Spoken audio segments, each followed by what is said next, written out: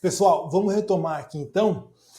Como eu falei no fim do bloco anterior, a gente vai retomar pela jurisprudência do Supremo Tribunal Federal sobre o direito à saúde. Tá? A primeira coisa importantíssima aqui diz respeito à responsabilidade solidária do poder público, né, de todas as esferas federativas, nas ações que demandem prestações de saúde. Tá? O Supremo Tribunal Federal tem a jurisprudência de que existe uma responsabilidade solidária entre a União, Estados e municípios para atender essas demandas. Então, se alguém ajuiza uma ação pedindo, por exemplo, o fornecimento de medicamento, essa pessoa pode ajuizar a demanda contra qualquer uma dessas entidades federadas ou contra todas elas, porque há uma responsabilidade solidária. Olha só o precedente aqui, falou o seguinte, tema de repercussão geral 793, olha só o que falou. O tratamento médico adequado aos necessitados se insere no rol dos deveres do Estado, porquanto responsabilidade solidária dos entes federados. O polo passivo pode ser composto por qualquer um deles isoladamente ou conjuntamente. Beleza? Seguindo aqui na jurisprudência, o que é que a gente tem? A gente tem o seguinte, sobre os medicamentos fora da lista do SUS. O que acontece? O SUS tem uma lista de fornecimento de medicamentos, que é a chamada lista de dispensação do SUS. E aí o SUS fornece os medicamentos para as diversas doenças conforme o que está previsto nessa lista. Só que não raramente várias pessoas precisam de medicamentos, ou pelo menos alegam que precisam de medicamentos que não estão previstos na lista do SUS e que não são fornecidos regularmente pelo Estado. E aí ajuizam ações pedindo esses medicamentos. O problema é que durante muito tempo o Poder Judiciário nunca teve nenhum critério para atender essas demandas. Simplesmente chegava o pedido, o Judiciário atendia, deferia. Chegava o pedido, o Judiciário deferia. E aí o STJ, julgando um recurso repetitivo, firmou tese sobre isso, estabelecendo quais são os requisitos para que sejam atendidos os pedidos de fornecimento de medicamento que está fora da lista do SUS. Tá? Isso aqui tratando-se de um medicamento que é aprovado pela Anvisa. Tá? Bem, quais são os requisitos segundo o STJ? Primeiro, tem que ter um laudo médico, do médico que acompanha quem é o paciente, dizendo que aquele medicamento é imprescindível para tratar a doença. Tem que ficar demonstrado também o quê? Que na lista do SUS não tem nenhum substituto terapêutico eficaz para tratar a doença. E tem que ficar demonstrado que a pessoa não tem condições financeiras de arcar com o tratamento. Olha só a tese que o STJ fixou no tema de recurso repetitivo número 106. Olha só. A concessão dos medicamentos não incorporados em atos normativos do SUS exige a presença cumulativa, então são requisitos cumulativos, tá? Dos seguintes requisitos. Primeiro, comprovação por meio de laudo médico fundamentado e circunstanciado, expedido por médico que assiste o paciente, da imprescindibilidade ou necessidade do medicamento, assim como da ineficácia para o tratamento da moléstia dos fármacos fornecidos pelo SUS. Segundo requisito, incapacidade financeira de arcar com o custo do medicamento prescrito. E como eu falei, terceiro requisito, existência de registro na Anvisa do medicamento. Então tem que ser um medicamento registrado na Anvisa. E se o medicamento não for registrado na Anvisa, será que é possível que o poder público seja compelido a fornecer? Veja, o medicamento não está na Anvisa, não está registrado na Anvisa, também não estará na lista do SUS. Imagine que alguém quer um medicamento que não está na lista da Anvisa. Será que o Estado pode ser compelido a fornecer? Isso foi decidido pelo STJ no tema de repercussão geral número 500, ou STF, no tema de repercussão geral número 500, tá? O Supremo falou o seguinte, olha só, se for medicamento experimental, o Estado não pode ser obrigado a fornecer. Então, medicamento experimental você já elimina. Se alguém pedir um medicamento experimental, vai ser negado, tá? Agora, se não é um medicamento experimental e ele não está registrado na Anvisa, é possível que o poder público seja compelido a fornecer esse medicamento, desde que sejam atendidos alguns requisitos cumulativos. Tá? Primeiro, tem que ter um procedimento em trâmite, um procedimento administrativo na Anvisa, de aprovação desse medicamento e a Anvisa tem que estar demorando muito, né? Tem que estar em mora para concluir esse procedimento. Tá? Essa mora é o quê? É ultrapassar o prazo previsto em lei para concluir o procedimento de aprovação do medicamento. Só não é necessário que haja um procedimento em curso quando se tratar de quê? Dos chamados medicamentos órfãos, que são aqueles medicamentos que tratam doenças raras e doenças ultra raras. Tá? Por exemplo, a AME, que é a atrofia muscular espinhal, é uma doença rara. Então, para fornecer um medicamento para a AME não registrado na Anvisa, não é nem necessário que haja um procedimento administrativo em trâmite na Anvisa para o registro desse medicamento. Tá? Só um exemplo. Além disso, é necessário que o medicamento esteja registrado em renomadas agências do exterior, tá certo? E, por fim, é necessário que não haja um substituto terapêutico, tá, registrado na Anvisa para aquela doença. Olha só a tese fixada pelo STF. Primeiro, o Estado não pode ser obrigado a fornecer medicamentos experimentais, beleza? Segundo, a ausência de registro na Anvisa impede, como regra, o fornecimento de medicamento por decisão judicial, exceto se houver pedido de registro pendente de análise e a Anvisa estiver em mora não razoável e, né, além disso, estiverem presentes os seguintes requisitos. Primeiro, a existência de pedido de registro do medicamento no Brasil. Aqui, então, a tese foi redundante, né, porque o Supremo já falou que era necessário haver um procedimento de registro em trâmite. Exceto no caso de medicamentos órfãos. Quando é medicamento órfão, não precisa haver a pendência de análise pela Anvisa de um procedimento já iniciado.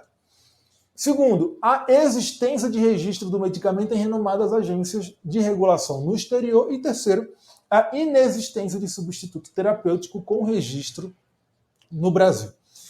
E tem um último detalhe, que é o seguinte: quando a ação pede um medicamento não registrado na Anvisa, a legitimidade passiva vai ser da União, não vai ser aquela legitimidade solidária, tá? Na tese firmada pelo STF, o tribunal colocou assim, né? O STF colocou assim: nessa ação, o polo passivo deve necessariamente ser ocupado pela União. E aí surgiram alguns entendimentos, algumas interpretações no sentido seguinte: a União tem que estar nesse polo passivo, mas não é impossível, né? Não há impedimento a que os estados e municípios também fiquem nesse polo passivo junto com a União. Mas essa não é a melhor interpretação. A interpretação é de que a legitimidade passiva é só da União. Por quê? Porque no voto que conduziu o julgamento, se eu não me engano, foi do Barroso, o Barroso falou o seguinte: olha, nessas situações em que se pede um medicamento não registrado na Anvisa, o que se está impugnando é um ato, uma omissão da Anvisa, tá? Que é uma autarquia federal. Então a gente não pode exigir que os estados e municípios resolvam isso. Só quem pode resolver isso é a União. E aí, por isso é que a legitimidade passiva é só da União. Beleza? Bem, em relação a medicamentos que não são registrados na Anvisa, mas que a Anvisa permite que os indivíduos, as pessoas, façam a importação desse medicamento para consumo dele, o Supremo Tribunal Federal também admite que, excepcionalmente, o poder público seja compelido a fornecer esse medicamento. É o seguinte: por quê? Qual foi a tese firmada aqui pelo STF? Basicamente, o raciocínio é o seguinte: se a Anvisa não registrou o medicamento, mas autoriza a importação desse medicamento, para alguns casos, para algumas pessoas, isso equivale a um registro do medicamento. Tá? Então, se o medicamento tem uma importação autorizada, o Estado pode ser compelido a fornecer esse medicamento, desde que presentes alguns requisitos cumulativos. Que requisitos são esses? São aqueles requisitos fixados pelo STJ para que o Estado forneça medicamento que está fora da lista do SUS. Né? Então, demonstração de que o medicamento é indispensável, que não tem nenhum substituto terapêutico e que não há, o paciente não tem condições de arcar com o tratamento. Olha só a tese fixada pelo Supremo Tribunal Federal na repercussão geral 1161. Cabe ao Estado fornecer, em termos excepcionais, medicamento que, embora não possua registro na Anvisa, tenha sua importação autorizada pela Agência de Vigilância Sanitária, desde que comprovada a incapacidade econômica do paciente a imprescindibilidade clínica do tratamento e a impossibilidade de substituição por outro similar constante das listas oficiais de dispensação de medicamentos e os protocolos de intervenção terapêutica do SUS. Tá? Então, basicamente é o seguinte, para o STF, a autorização de importação individual é o mesmo que registro na Anvisa. Tá? Então, aí, presentes os requisitos cumulativos fixados pelo STJ para fornecimento de medicamento não constante da lista do SUS, o Estado pode ser obrigado a fornecer esse medicamento. Tá? Em relação... só um detalhe aqui, duas observações. Tá? Primeiro, quanto a esse medicamento que não está aprovado pela Anvisa, mas que tem importação autorizada, esse caso aqui ocorreu em uma situação em que quem ajuizou a ação pedia um medicamento à base de canabidiol, que é uma substância extraída da maconha. Tá? Então, se cair na prova, o poder público pode ser compelido a fornecer medicamento à base de canabidiol, correto, porque foi esse o precedente do Supremo Tribunal Federal. Tá? E um outro detalhe, em relação aos medicamentos não registrados na Anvisa, que a gente acabou de ver aqui os requisitos para que o poder público seja compelido, com base nesse entendimento de repercussão geral número 500, houve decisões monocráticas no Supremo Tribunal Federal, mandando a União fornecer medicamento para o tratamento da AME, tá? Atrofia muscular espinhal. Por quê? Porque o medicamento que estava sendo pedido aí é um medicamento bem caro, tá? O que acontece? Ele é registrado no Brasil para tratar crianças de até 2 anos. Tá? A AME é uma doença que atinge crianças e tem que ser tratada o quanto antes, senão não tem jeito, não tem como reverter a situação. E aí o que acontece? No Brasil, esse medicamento é registrado para usar em crianças de até 2 anos de idade. Nos Estados Unidos, existe a previsão de uso desse medicamento para crianças de até 4 anos de idade. Então a gente tinha um caso de uma criança que tinha mais de 2 anos de idade e menos de 4 anos. Tá? A AME é uma doença rara, então o medicamento pedido é um medicamento órfão. E aí houve decisão monocrática no Supremo Tribunal Federal, se eu não me engano, do ministro Ricardo Lewandowski, tá? E acho que teve até mais de uma decisão mandando a União fornecer esse medicamento. Por quê? Porque já para uma criança com mais de 2 anos, porque esse uso do medicamento já estava registrado nos Estados Unidos e era uma doença rara, tá? Sem substituto terapêutico, certo? Então, com base nesse entendimento do tema número 500, houve essa decisão no Supremo Tribunal Federal. Então, se cair na prova, é possível compelir o Estado a fornecer medicamento para atrofia muscular espinhal? É possível, tá? Porque nós temos esse precedente no Supremo Tribunal Federal, tá? Bem, em relação aos medicamentos de alto custo, o Estado pode ser compelido a fornecer ou não? Isso foi tratado num tema de repercussão geral número 6, tá? Que foi julgado, olha só, em março de 2020. Mas tem um probleminha aqui. Qual é o problema? O Supremo fixou a regra nesse julgamento. A regra é: o Estado não pode ser compelido a fornecer medicamento de alto custo. Tá? Essa foi a regra fixada aqui nesse julgamento. Só que existem exceções. Tá? Os ministros no julgamento, todos eles falaram em situações excepcionais que, preenchidos os requisitos cumulativos, o Estado pode ser compelido a fornecer esse medicamento. Só que a tese de repercussão geral não foi redigida, não houve a conclusão do julgamento em relação à tese que vai ser fixada. Então a gente não sabe ainda quais serão essas exceções estabelecidas pelo STF para que o Estado seja compelido a fornecer medicamento de alto custo. Provavelmente vai seguir a linha da jurisprudência que a gente viu até agora, né? Não pode ter um substituto terapêutico, deve ter registro em agências internacionais, se não for registrado na Anvisa, alguma coisa nessa linha, tá? Mas a gente sabe que vai ter exceções a isso, só que a regra é que o Estado não pode ser compelido a fornecer medicamento de alto custo, tá?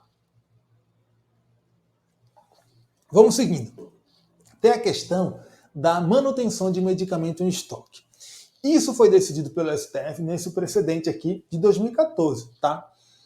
E o que foi tratado? O que foi tratado nesse precedente aí? Foi o seguinte: será que o judiciário pode obrigar que o Estado, a administração pública, mantenha em estoque um determinado medicamento? É possível. Por quê?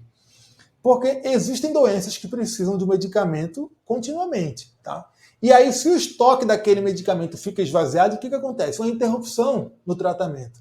E quando a gente tem uma interrupção no tratamento, nós temos o quê? Uma violação ao direito fundamental à saúde daqueles pacientes. Então, o Poder Judiciário pode compelir o poder público, a administração, né, o Poder Executivo, a manter medicamentos em estoque para evitar o quê? A interrupção de tratamento. Isso não configura uma violação à separação de poderes. Por quê? Porque aí nós temos simplesmente o Poder Judiciário consertando uma ilegalidade, né? Uma inconstitucionalidade praticada pelo poder público, que é uma violação ao direito fundamental à saúde dos indivíduos, certo? Tá. Teve o tema também na jurisprudência do Supremo da pílula do câncer, que é a fosfoetanolamina sintética, né? Esse é o nome da substância. O que é isso? Há muitos anos, acho que isso vem lá dos anos 80, a USP, né? Alguns pesquisadores da USP, eles desenvolveram essa substância, a fosfoetanolamina sintética, com a promessa de tratar o câncer. Por isso que ficou conhecida como pílula do câncer. E aí, a USP fornecia essa droga para pessoas que se disponibilizavam ao quê? A participar das pesquisas. Então a USP ia fornecendo, ia acompanhando as pesquisas, e aí o que aconteceu foi o seguinte: muitas pessoas passaram a se interessar por essa pílula e a se submeter a essas pesquisas. Só que isso começou a sair do controle. E como o medicamento não estava aprovado pela Anvisa ainda, a USP parou de fornecer, parou de admitir pessoas para as pesquisas. Bem, isso gerou uma judicialização. Tá? Nós tivemos várias ações no estado de São Paulo pedindo o fornecimento desse medicamento, da fosfoetanolamina sintética, o que é perfeitamente compreensível, né? É uma situação inusitada, mas as pessoas estavam acreditando naquele medicamento. E chegou no Supremo Tribunal Federal, também chegou no Congresso Nacional, tá? Teve um grande clamor. E o que aconteceu? O Congresso Nacional aprovou uma lei falando que era possível produzir e comercializar, fornecer a pílula do câncer, independentemente de aprovação na Anvisa. Tá? E essa lei foi impugnada no Supremo na ADI 5501. Tá? Logo em sede cautelar, lá em 2017, o Supremo já suspendeu a eficácia dessa lei. Por quê? Porque ele falou que, como a gente não sabia ainda, não haviam sido concluídos os estudos sobre esse medicamento e a Anvisa não tinha aprovado, a gente nem sabia quais eram os efeitos dele na saúde das pessoas. Então, você dizer, né, editar uma lei dizendo que pode fornecer esses medicamentos independentemente da conclusão dos estudos e de aprovação na Anvisa, em vez de proteger o direito à saúde, você está violando o direito à saúde das pessoas. Além disso, quando o legislador autorizou o fornecimento do medicamento sem aprovação da Anvisa, o que ele fez? Ele se substituiu ao Poder Executivo. Então, houve uma violação à separação dos poderes nessa lei. Então, no julgamento final de mérito, o Supremo Tribunal Federal reconheceu a inconstitucionalidade da lei da pílula do câncer, porque viola o direito à saúde e viola a separação dos poderes, tá bom? Bem, de forma muito semelhante ao precedente da pílula do câncer, nós tivemos em 2021 um precedente tratando, né, no Supremo Tribunal Federal, tratando do quê? Da lei que autorizava a produção e comercialização e o consumo de inibidores de apetite. Acho que o mais famoso deles é a sibutramina. Muita gente usa. E a Anvisa vinha recomendando que não fosse utilizado esse medicamento. Tá? Eles não estavam aprovados pela Anvisa. A Anvisa vinha recomendando que não fossem utilizados. Nos Estados Unidos, parece que são proibidos. Só que mesmo assim o Congresso Nacional editou uma lei, que foi essa lei aqui, Lei 13454 de 2017, autorizando a produção, a comercialização e o consumo desses inibidores de apetite.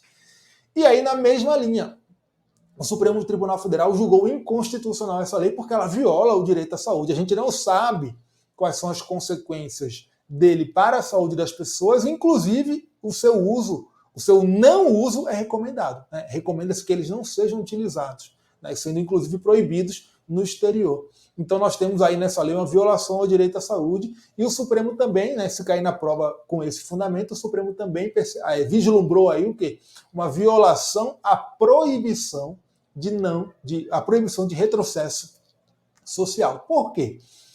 Porque isso é um retrocesso na proteção do direito à saúde. Quando você autoriza o fornecimento de um medicamento sem registro na Anvisa e que é proibido no exterior, você está retrocedendo na proteção do direito à saúde, né? No nível de conquista, né, de concretização desse direito fundamental. Tá? Agora a gente chega no direito à educação, tá? Que é aqui já a reta final da aula. Assim como eu fiz lá com vocês no direito à saúde, a gente vai ver aqui de início qual é o perfil constitucional do direito à educação, né? Como é que ele é configurado na Constituição Federal. E tem uma diferença muito marcante entre o direito à saúde, o perfil constitucional dele, e o perfil constitucional do direito à educação, tá? Olha só. Primeiro, nas características mais importantes. A educação básica, segundo a Constituição, ela é obrigatória e gratuita dos 4 aos 17 anos. Mas essa limitação etária não significa que quem está fora dessa faixa de idade não tem direito à educação básica gratuita. Tá? Tem direito sim. A Constituição assegura a gratuidade do ensino a quem não se encontra na faixa etária dos 4 aos 17 anos, se essa pessoa não teve acesso à educação na idade apropriada. Então essa idade é uma mera sugestão, né? Não vincula as pessoas. As pessoas que não tiveram acesso à idade, à educação básica gratuita, na idade apropriada, tem direito a esse acesso. Tá? Agora, o poder público é obrigado a oferecer a educação básica gratuita nessa faixa etária. Tá? Agora, só um detalhe. No Brasil, a educação se divide em educação básica e ensino superior. Tá? A educação básica é o quê? É a educação infantil, ensino fundamental e ensino médio. Tá? Estou falando isso aqui só para vocês compreenderem o que é a educação básica. Beleza. Também, a educação, né, o ensino obrigatório e gratuito, ele é um direito público subjetivo previsto na Constituição. Então, se a pessoa quer uma vaga na escola pública e não tem, ela pode exigir do poder público, tá certo? E existe aqui, essa é a principal diferença, é o que marca a diferença entre a educação e a saúde na Constituição. A gente viu que a saúde, os serviços de saúde, né, constituem um sistema único, é o SUS. Nós temos um sistema único de saúde no Brasil. Na educação, não. Na educação, nós temos um sistema de educação em cada entidade federativa. Tá? Então, cada município tem um sistema de educação. Né? Na saúde, nós temos um sistema único e na educação, não. Temos um sistema em cada entidade federativa. Então, em cada município tem um sistema de educação, em cada estado tem um sistema de educação, na União tem outro sistema de educação. Tá? Isso é um traço marcante diferenciando o perfil constitucional da saúde do perfil constitucional da educação. Agora, assim como a saúde, a educação também é muito importante para a Constituição. Por conta disso, também para a educação, a Constituição prevê que o poder público deve anualmente aplicar uma quantidade mínima de recursos. Tá? Só que aqui na educação, a gente viu que lá na saúde, a Constituição fixa o percentual que vai ser aplicado pela União, que é calculado sobre a receita corrente líquida, e que para estados, distritos federais e municípios, a Constituição remete à fixação do percentual, calculado sobre os impostos, para a lei complementar. Na educação, não. Na educação, a própria Constituição já diz quais são os percentuais. Tá? Olha só. Artigo 212. A União aplicará anualmente nunca menos de 18%, e os estados, o Distrito Federal e os municípios, nunca menos de 25%, tá? No mínimo, tá? Da receita resultante de impostos, compreendida a proveniente de transferências na manutenção e desenvolvimento do ensino. Então, na educação, tanto para a União, quanto para Estado, quanto Distrito Federal e município, o percentual mínimo ele é calculado sobre a receita dos impostos, certo? Lá na saúde, isso só é usado para os estados, Distrito Federal e municípios. Para a União, não. O percentual mínimo é calculado sobre o quê? Sobre a receita corrente líquida. Tá? Então, muito cuidado com isso. Tá? Esses percentuais mínimos para a saúde e educação são tão importantes que, se não forem observados, fica autorizada a intervenção federal. Tá? Tá previsto lá nos artigos 34 a 36 da Constituição. Tá bom? Beleza. Um detalhe. A gente viu que existe, né, uma quantidade mínima de recursos prevista na Constituição que devem ser aplicados na manutenção e desenvolvimento do ensino. Né? Está previsto isso. A grande questão é, será que pode uma lei incluir aqui, né, nessas despesas com manutenção e desenvolvimento do ensino, né, e nesses gastos mínimos aí que serão feitos pelo Estado na manutenção e desenvolvimento do ensino, será que uma lei pode dizer que essas despesas compreendem o pagamento de inativos e de pensionistas da educação? Será que pode? Não pode. Tá? O Supremo Tribunal Federal decidiu isso aqui, ó, na DPF 6049 em 2021. Tá? Nesse caso aqui, ou melhor, na ADI, né? Na ADI 6049 em 2021. Nesse caso aqui, o que foi impugnado foi uma lei estadual, tá? Mas hoje, isso não seria permitido nem mesmo no âmbito federal. Eu já vou explicar quais foram os fundamentos da decisão. Bem, primeiramente, o que acontece? A educação é um tema de competência legislativa concorrente. Está lá no artigo 24, inciso 9. Na competência legislativa concorrente, a União edita normas gerais e os estados e Distrito Federal editam normas específicas de acordo com as suas peculiaridades ali regionais, certo? Bem, existe uma norma geral editada pela União tratando da educação, que é a Lei de Diretrizes e Bases da Educação Nacional, certo? A LDB. Lá na LDB já está estabelecido o que são e o que não são despesas com o quê? Com manutenção e desenvolvimento do ensino. E ela não inclui entre as despesas de manutenção e desenvolvimento do ensino que é o pagamento do pessoal inativo e dos pensionistas da educação. Então, veja, nós temos já uma norma geral tratando dessa questão. Então, não poderia o Estado editar também uma lei sua dizendo que, sim, estão incluídos ali os pagamentos de inativos e pensionistas nas despesas com manutenção e desenvolvimento do ensino. Porque isso o quê? Isso invade a competência da União no tema da educação. Tá? Esse foi o primeiro fundamento, que só se aplicou por quê? Porque estava sendo impugnada ali uma norma estadual. Tá? Outra coisa. Essa norma aí, ela veda o quê? Ela viola o quê? A vedação constitucional de vinculação de receita de impostos. Tá? Por quê? Porque esses recursos mínimos aplicados na educação, a gente acabou de ver, eles são calculados a partir da receita de impostos da entidade federativa.